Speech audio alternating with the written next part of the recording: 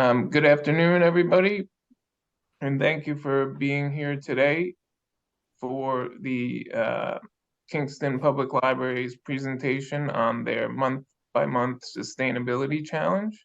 I am Alex Blend. I'm the sustainability coordinator for the Sustainable Libraries Initiative, and I thank you all for being here this afternoon. So, our two speakers, Addie Smock and Brian James of the Kingston Library, decided to ask their patrons to rise to the challenge, asking them to take challenge in the face of climate change. How did they do that, you might ask? By putting together manageable challenges each month of the year that were designed to get people thinking about the small steps that they could take to lessen their impact while doing a little good for our planet. Some bios about our speakers. Addie Smock has been the Assistant Director of Kingston Libraries since 2021. Her day-to-day work includes teen and adult services with Brian James, outreach and reference. Prior to this role, she was a teen librarian at the Brownsville branch of Brooklyn Public Library. She loves weird reference questions, blowing patrons' minds with all they get with their library card, and how a half-baked idea like a sustainability challenge can turn into something cool, fun, and meaningful. As a Midwesterner, she will call sweetened carbonated beverages pop until she dies. Our other speaker, Brian James, has been a public librarian for 6 years and has worked at the Kingston Library for 2. In addition to being a librarian, he has published several YA novels and numerous children's books. He's been a Hudson Valley resident for nearly 20 years. With that said, I'm going to turn it over to our speakers, Addie Smock and Brian James. Welcome. Thank you for being here. Alex. Thanks for having us. We're going to share our screen now, and hopefully you will all see it.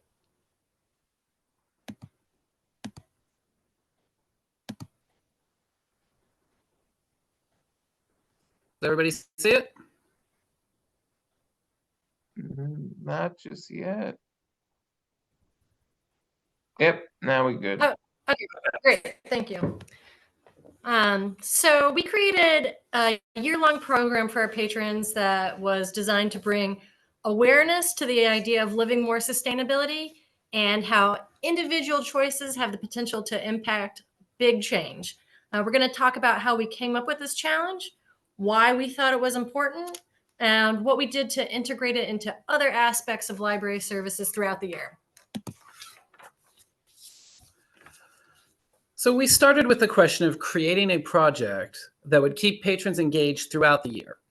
The prior year, we'd done a reader challenge, selecting different genres for each month as a way of trying to introduce people to subjects and styles that they may not typically read or wanted to do something.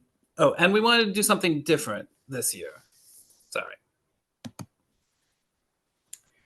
We thought about the things that our community was interested in and which of those issues aligned with the library's mission, and sustainability rose to the top pretty quickly.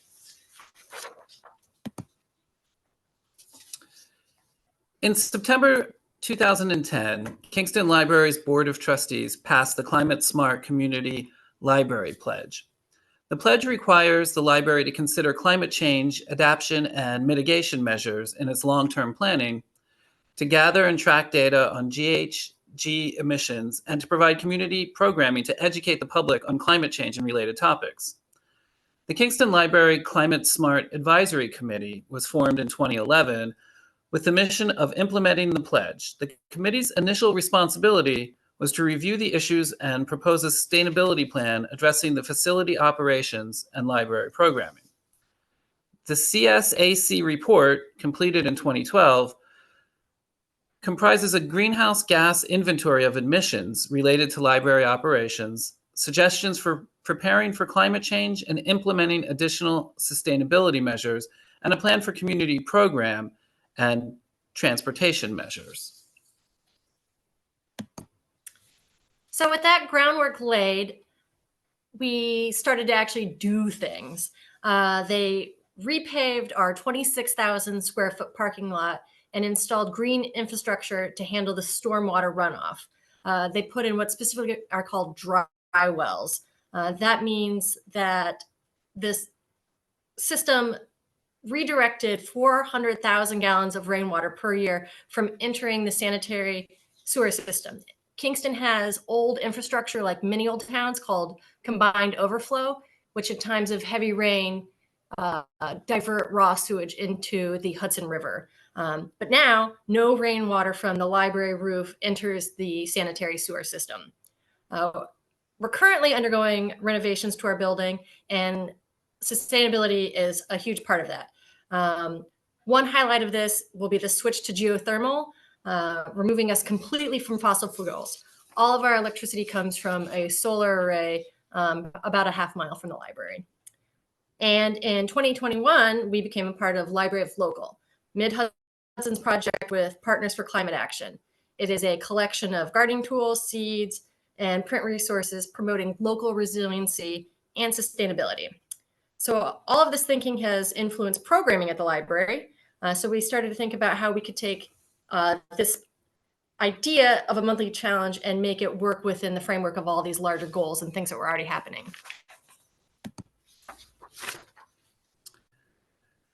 Sustainability can mean a lot of things to different people, but when we talk about it in this presentation, we mean mitigating climate change. Climate change has become an unavoidable fact of life in recent years. Even the harshest deniers are unable to ignore the effects of a warming planet. Identifying that we all have a role to play in finding a solution to this crisis seemed like a natural starting point to getting people to think about sustainable living. As information professionals, we recognize that when it comes to climate change, people often feel overwhelmed. The problem is so large and the cause is so prevalent that it leads to feeling helpless. So how do we break this down into manageable tasks that are actually achievable and impactful? We went to the Mind Google and started a list of all the things that we could think of, looked at national observance days, read through the resources on our shelves, and once we pared it down to 12 topics that we believed were actionable and achievable, we began to plot out the year. We tried to keep in mind seasonal activities, community action days, etc., so that this program would be integrated into people's lives in the larger community. Once we settled on a list, we assigned each challenge to a month. We were careful to make sure that seasonally appropriate activities were scheduled correctly, composting in the spring before gardening, conserving water in March for World Water Day, and clean sweeps to coincide with Kingston's cleanup day and Hudson Riverkeepers cleanup.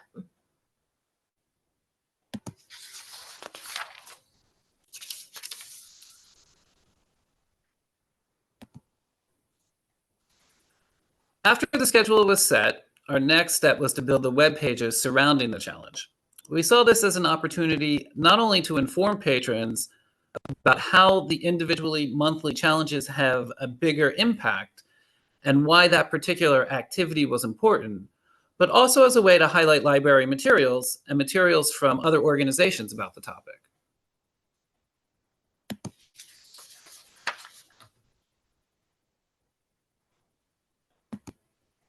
No, you're gonna. Oh, Sorry, technical difficulties. we don't know how to forward through the video now. Can we do this? There we go. Huzzah. So we built a homepage, and by we, I mean Brian, for the challenge, explaining the rationale for it with links to a page for each individual month.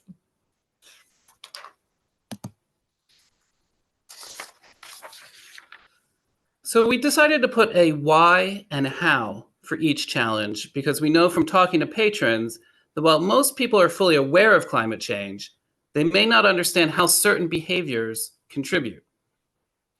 This was probably the most time-consuming part of the entire project, but also the most librarian part. As librarians, we love research and we love sharing information.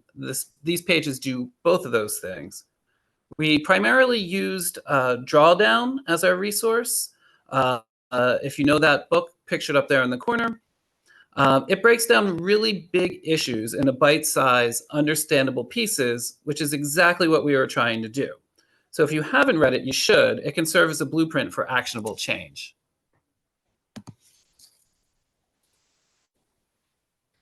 When it was applicable, we created tables with the items from our catalog, including descriptions and links so patrons could request the titles directly. For example, the Meatless Monday Challenge included a list of vegetarian cookbooks. For reducing single-use plastics, we had a bunch of materials on the plastics problems for all age groups. And when a challenge didn't lend itself to book materials, we provided other resources. In February, the challenge was to recycle right. Here in Kingston, we recently switched to dual stream recycling from single stream, and it has caused so much confusion. So we included PDFs of the guides released by the Resource and Recovery Center in both English and Spanish.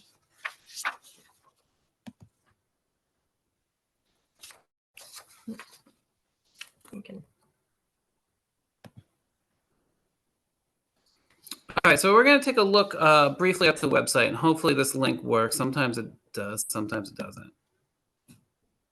Let's see. Okay. So we're going to switch for a second. We're just, hold on, give us 1 second. We're going to switch to a different page.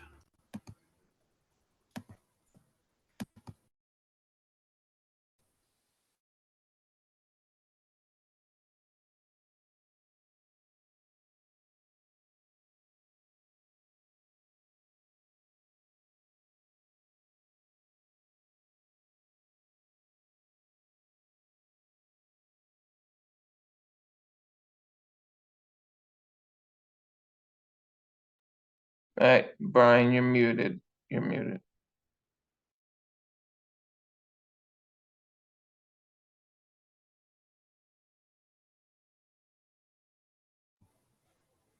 Okay, sorry. Are you seeing the website page? Yes, yes. Okay, so sorry. So what I was saying is, so these are the 2 PDFs we were talking about. And so you open these and it goes, it's a downloadable PDF. We would also print it for people if, you know, they needed it. We're going to go back and we're going to look at June, for example, is another thing that we did differently. The challenge was to connect with nature.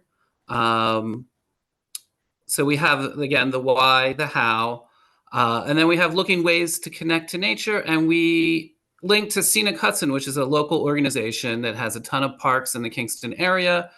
You click on this and there's maps to all of their different places that you can go, and they're all free. And then if we were doing a program, which we're going to talk about briefly later, we have a link to the program event. And then I'm going to share one more with you. And that is in August. Oh, I'm sorry. I think it's in September. So in September, it was reduced car usage. So we also shared routes, maps, and schedules to our mass transit system, the Ulster County Area Transit, which recently went free. So these buses are all free. So we shared that. And then we also shared, we had a program, but we also shared the YMCA in Kingston does a lot of bike safety and bike repair programs. And we linked to their different programs so that people could see other things that weren't just ours. And now I'm going to switch back to the presentation.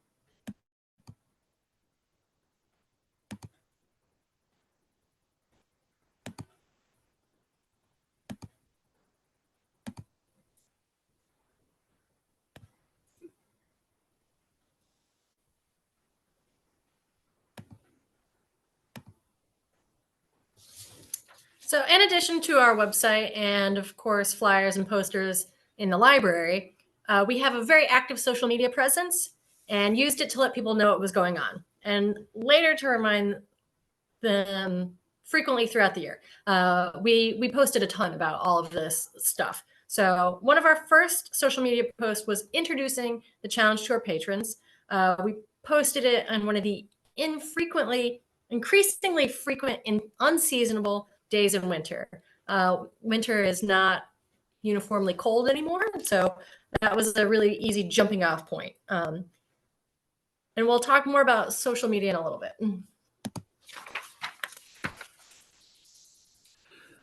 After everything was in place, the challenges, the supporting information, and the website, we worked on creating programming around the themes. As most of us know, trying to come up with new programs every month can be its own challenge. Creating one designated slot per month can be incredibly helpful. And when that slot enhances another aspect of library services, even better. And when it's centered around building more sustainable communities, it's a triple win. So we had the various topics in place, and we made a list of possible programs that we could do that would promote those month's themes.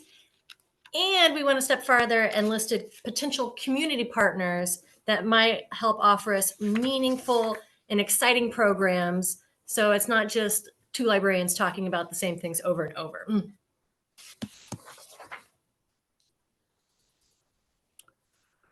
We were a little late in the game to get a January program figured out. We were kind of doing this in December of last year. So instead, we created a series of social media posts highlighting vegetarian recipes to get patrons to rethink what meatless meals could be. And then in February, we coordinated with our county resource and recovery agency. Their education coordinator came in and discussed the do's and don'ts of recycling and provided everyone who attended with reusable bags made of recycled plastics. And as we mentioned, our switch to dual stream is really confusing. This program was shockingly well attended. It was a blowout for us. On the eve of World Water Day, we showed 2 documentaries about water conservation and global water insecurities. Last year, our area experienced a drought, sustained drought, so it was something that people had really been thinking about. We used Canopy, a streaming service that the library offers to patrons, so it was a win in that it was a program and we got to teach patrons about a resource. Then in April, we brought back the Resource and Recovery Agency to host a program on composting. And we did that one a little early. For us, it's not quite gardening season at that point, but they also have a reduced price compost bin sale. And so we wanted to make sure we hit that. Another way we used programming to highlight the sustainability challenge was to offer programs indirectly connected to the program. When we did composting, for example, we also did a teen flower pot program and a program for teens and adults about starting an edible garden. In marketing materials for these programs, we tied them back to our sustainability challenge. As you can see on the bottom of this one, it's listed down here as well. So Kingston holds a clean sweep every May. As a part of that, our Friends organization host an event to clean up around the library. The Hudson River also has a sweep, so we promoted both of those events. In June, we held a craft for patrons to create their own nature journal as a way of creating deeper personal connections. And this is actually a program that we had offered for teens in the past. So it was a really great way to not have to reinvent the wheel and come up with brand new ideas for everything. As far as the related programs that are not directly tied to the theme, we also did an intro to bird watching program. I'm a bird nerd, so I love sharing my passions. And we did that in conjunction with 2 organizations locally, our Forsyth Nature Center and our birding club, the John Bros Natural History Society.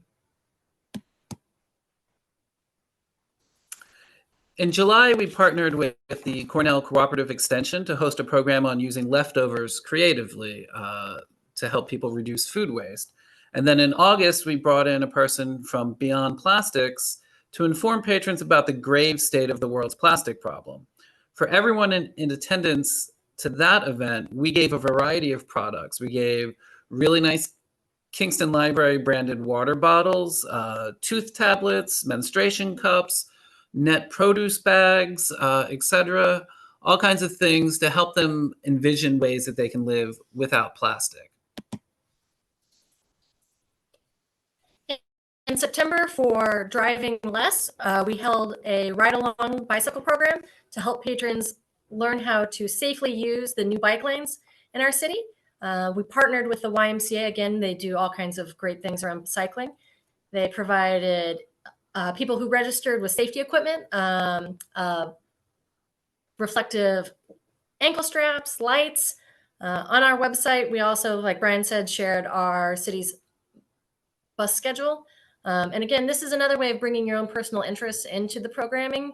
I'm a cyclist and also trained as a bike mentor, so this was a fun thing for me to do as well. In October, we hosted a contest for our patrons to create costumes from upcycled or thrifted materials. We had 5 categories for different age groups, including pets. The winners were chosen by online voting, and each winner received a $50 gift certificate to a local thrift shop. And this one was a way to do a less involved program because we moved to a temporary location for our renovation, and we just did not have the bandwidth to do any real programming. We were also closed for 2 weeks in October, so.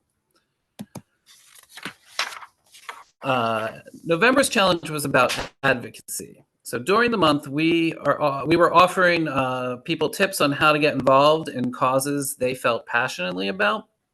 We also provided patrons with contact information on both local and national groups they could work with to achieve shared goals.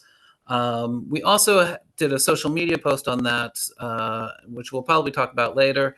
But if we don't, I wanted to mention it, that we asked local organizations, if you're doing any of these things, please. And we had such a big response from organizations, some of which we were unaware of, that responded to that and provided their information for us to then share back out to people.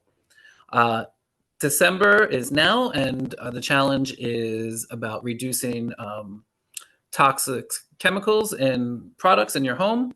And next week, we are showing a documentary called Toxic Beauty on our Canopy streaming service, which is about toxic chemicals in skincare products. So just like trying to come up with new programs all the time can be a challenge, finding new displays every month is also difficult. We are responsible for 4 different displays each month: the teen room, DVDs, fiction, and nonfiction. And having a monthly challenge took away having to come up something new for the nonfiction room each time. The nonfiction display went along with the topic of the challenge, allowing us to give visibility to the broader program, share related materials, and also a place to provide additional promotion of the upcoming programs.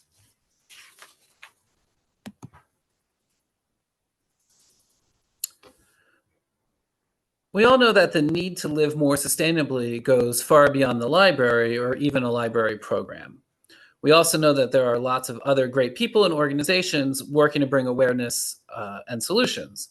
As information professionals, we all work every day to steer people to valid information and get that information into their hands. Social media, when not used to troll, doom scroll, or look at funny cat videos, is one of the best tools ever to achieve that goal. Over the course of the year, we used our social media accounts, that's Facebook and Instagram, to share information and tie it back to our sustainability challenge. And to look at cat videos. Of course.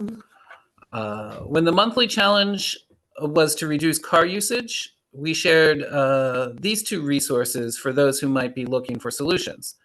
The article from AAA was insightful, breaking down the true cost of car ownership in a way that most people have never thought about it.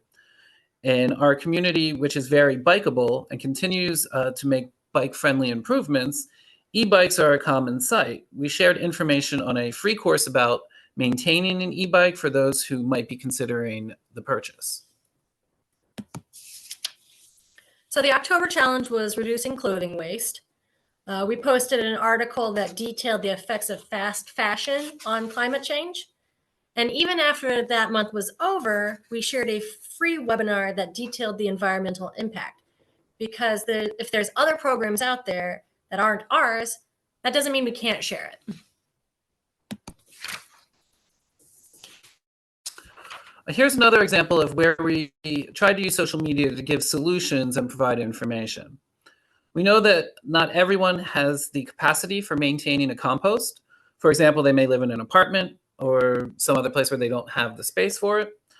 For those people, we shared information on a new free program in our city that allows people to divert food waste into the county's composting facility. Other people may think that composting is not for them because they don't garden. So we wanted to share that composting isn't only about producing good soil, it's about reducing CO2, and that composting is not just for gardeners. As we mentioned earlier, we partnered with Beyond Plastics when our challenge was to reduce single-use plastics. To promote that challenge, we did a series of posts sharing some of the shocking statistics that were included in their presentation. That could actually be considered doom scrolling if it were not so horrifyingly true.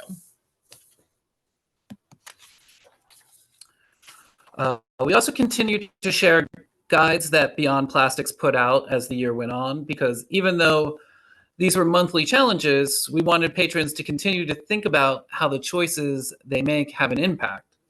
Here are examples of plastic-free back-to-school guide that we shared in September, and another one for Thanksgiving, 6 tips for plastic-free Thanksgiving. So last month, the challenge was to encourage people to advocate for causes that were important to them. We created a post to help steer patrons to an organization working on an issue that aligned with their concerns. We listed a few examples to get the ball rolling, and then asked patrons, tell us what you love and we'll find you a group that is working on fixing, saving, or supporting it. We had a lot of engagement from that post, both from people looking for suggestions, but also from groups in our area chiming in, telling us what they were doing, and that was related to the post. And this was the one I was talking about earlier, and I should have had confidence that we did remember to include it.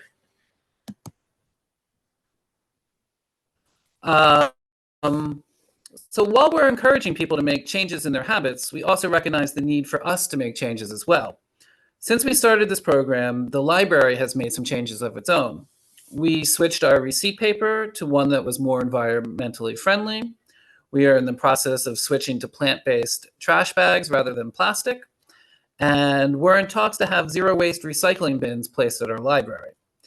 There's a long way to go, but change has to start somewhere. And that is our presentation. Yeah. Does anyone have any questions? I'm going to stop screen sharing. Thank you very much. That was awesome. Yes, let's open it up. If anyone would like to ask a question, you can unmute yourself. Put on your camera. And also, I just want to say that website is still live. You can visit us at kingstonlibrary.org, and it is under the adults tab. There's a sustainability challenge 2023. So you can go there and see everything directly. Claudia. And I think Claudia. Thanks. That kind of leads into my question. So this is really exciting. I follow you guys on Instagram, and so I would occasionally see these things, but you've done a wonderful job. I just wonder, how open is the Kingston Library to theft by other libraries in terms of some of the specific challenges that you put together, or you know, us thinking, you know, like the way in which you brought partner, right, Juliana, borrowing. Yeah, exactly. That's exactly what I was gonna say. That's you know, we're all about sharing and providing for each other. So You can copy and take the whole thing. verbatim. Yeah, I mean, You don't even have to feel, credit. you know, the local connections that you've made are a guide for libraries to find the same kinds of organizations locally. I think it's just so all of the back end work that you did, it makes it just so replicable. It's just really awesome. Thank you. And we're very lucky to live in a community that is sustainably minded. There's lots of thought and work already happening. So frankly, it was not really hard to find community partners. Like, people jumped at the chance to share this stuff. And I see Larissa has their hand raised. Hi, I'm so glad that you said you didn't mind libraries stealing the idea, because we're using your idea next year. I'm really, really excited about it. We're changing a couple of the themes, but it's such a wonderful idea. I loved it. Do you get the staff involved also? Or how does the rest of the library participate in it? Or is it mostly for patrons? Ooh, we should have done that. Like, in our December newsletter, our e-newsletter, I did solicit some feedback from folks who used the challenges to make changes in their own lives, and a couple were reheating food in ceramic or glass containers, no more plastic in the microwave. One was switching to plant-based garbage bags. One was avoiding clamshell plastics, things that are not recyclable in our area. So people have been thinking about them, even though we didn't actually involve them formally. and as you can see, the one thing that seemed to be rising to the top, the one thing that, given that the people were really, the plastic thing really, it shocked a lot of people of how big of a problem it is. I have a question in the chat from Nicole. It says, how did you plan your leftovers food waste program? Do you have a kitchen? No, so that was one we worked with the Cornell Cooperative Extension, which is based right here in Kingston. They had one of their education coordinators come in. We were still in our permanent location at the time, which does not have a kitchen. So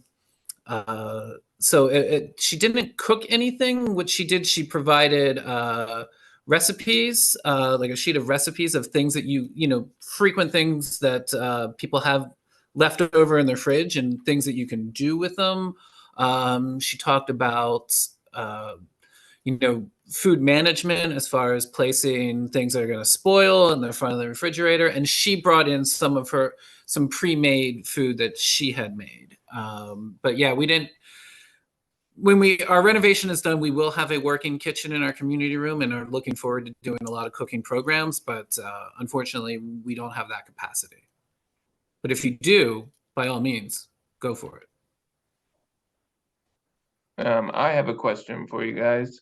How, you may have mentioned this, I apologize if I missed it, but about how much time, like each week or month, like leading up to when you rolled out the program, did it take to kind of plan everything?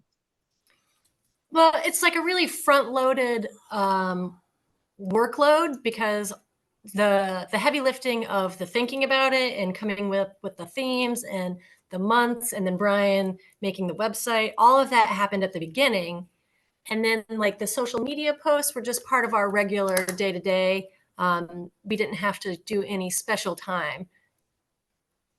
Yeah, I mean, I think that in December, we were sort of late. We came up with this idea in December, maybe the end of November last year.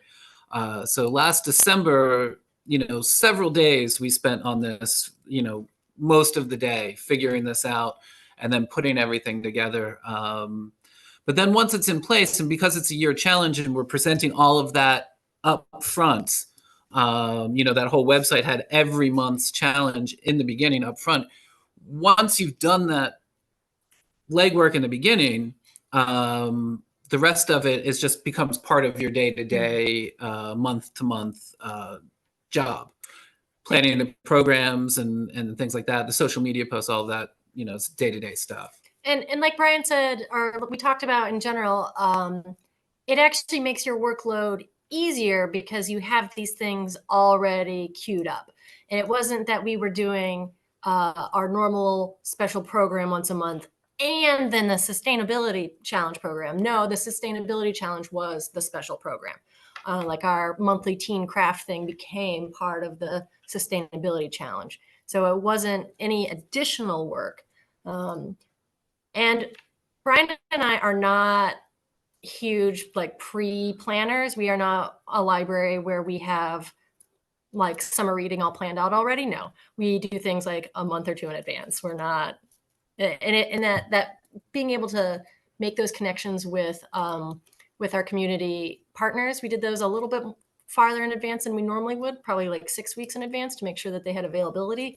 But we weren't like scheduling things out a year at a time. No. And all of the related programming, we didn't have them all set up when we set up the whole thing.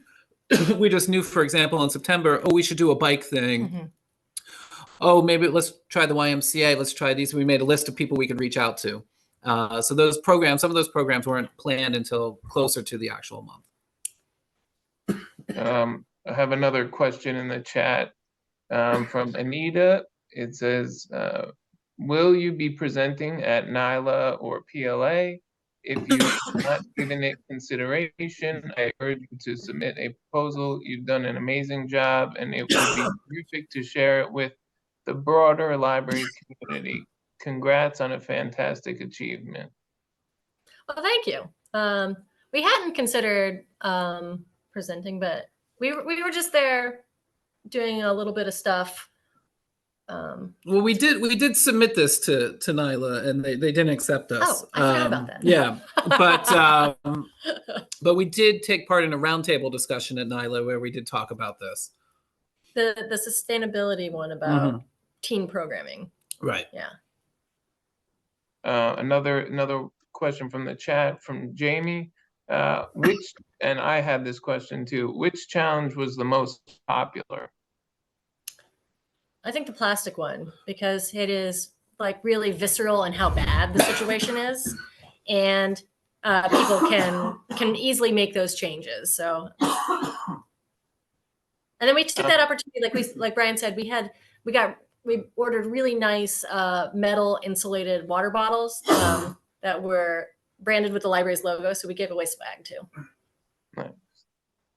Libby has a question. She said, is this program ongoing with new topics continuing every month, or was it just for 2023? If for 2023, will there be follow-up in the future? How will you keep this alive in people's minds? So it was a 2023 challenge, but the web pages will stay up.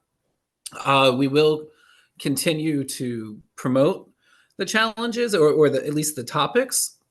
As we talked about in the beginning, sustainability is a real focus of our library. So it's not something that's going to go away. We are already developing, on the way of developing next year's challenge, which is more focused on mental health, which we also see as a huge problem in our community. Another Manuela asks, what's the name of the plastics organization that you referred to in your presentation? They're called Beyond Plastics, and they're amazing. The person who runs it was somebody that was in Obama's cabinet who when they left, realized they can do more outside of the government than within the government. They have local chapters in a lot of places. The website is beyondplastics.org. I highly recommend going to visit. You can get involved. You can help. You can be as little involved or a lot as involved as you want to be. And they are doing great things. They are really working on legislation. education, all kinds of, exciting things on the horizon that they're hoping to get done. Very nice. Yeah, I posted the link in the chat for anybody who wants to take a look at that. I had another question, unless somebody else wants to ask one. Was there a particular month? I know you planned it out ahead of time, so maybe this isn't the case, but was there a particular month that once it began, you kind of looked back and were like, oh, this is challenging, like maybe we should have chosen a different topic or anything like that? Like what kind of challenges what was the most challenging part, or any? Definitely October was hard for us because what was happening in our library. We were preparing to move. In the lead up to the move, we were really focused all summer long on doing the first real comprehensive weeding of the library in like 20 years. And so when like October rolled around, we were kind of like, or like, I guess really September, and we were like, well, shoot, what are we going to do? And then we were like, just kind of drew a blank. Yeah, and we also November was a similar vein because we knew planning this that was around the time frame we were going to be moving, but I don't think we realized at the time how much it was going to take away from our ability to do these. So had that not happened, we probably would have done October and November a little differently. Maybe definitely been more involved in it than we had the opportunity to be this year. For folks who haven't done it, moving a library is really, really difficult and time consuming and takes up a lot of mental space. For sure. Any other questions anyone wants to ask or put up in the chat? Comments, questions? I'll share the link to the challenge directly so people have it in the chat. I just want to thank you both for a wonderful presentation this afternoon. You got many great comments, positive comments in the chat today. So this was very helpful, very interesting, and it's, you guys did a wonderful job. Thank you. Thank you. Well, thanks for inviting us to share it. Absolutely. Oh, and right. If anyone wants, I guess should we put our email address? Sure. Yeah. If anyone has any additional questions, you can always reach out to us. We're happy to talk one-on-one. Brian's putting our emails into the chat right now. Thank you.